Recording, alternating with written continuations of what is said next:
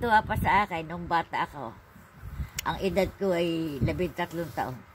Magdadasal ka ng orasyon sa hapon, magdadasal ka ng rosaryo sa gabi, alas 8. Sa madaling araw, rosaryo din.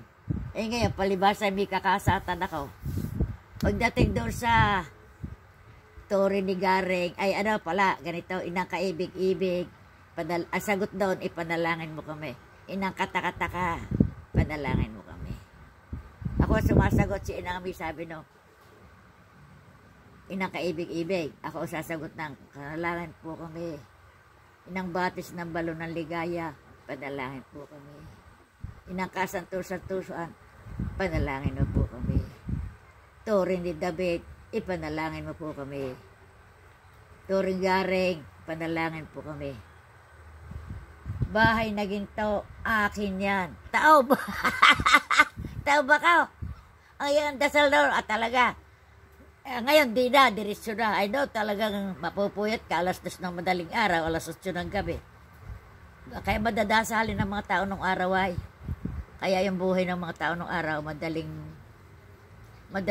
mamatay, hindi naghihirap na masyado. Hindi katulad ngayon, ang tagal-tagal maghingalaw bago mamatay. Tsaka meron ka akong barangay dyan, mga barangay. Kasi kako, yung lahay, binago ko na, ginawa ko ng barangay. Merong magandang mamatay yung mga barangay, merong gano'n. Meron naman barangay na mahihirap mamatay. Oh, kaya ako, hinihiling ko ako sa Diyos. Kung ako yung kukunin niya, hindi ako tumatanggi sapagkat siya ang mila lang sa atin eh. Hindi ako tumatanggi. Ang gusto ko lang akong mangyari, bigyan niya ako ng sight. Kung ako'y kukunin na niya, ang hinihiling kong lagi, tulad ng kapatid ko, nung isang araw sumuba rito, nalungkot siya. Ay sabi sa akin, ganito, dite ako eh, sa ika-6 kami magkakapatid. Pang-4 ako, kaya dite. Kuya, Diko, Sangko, ate, dite, sanse, ditse. Ganyan ka mga tawagan nung araw, kaya maganda eh. Hindi katulad ngayon.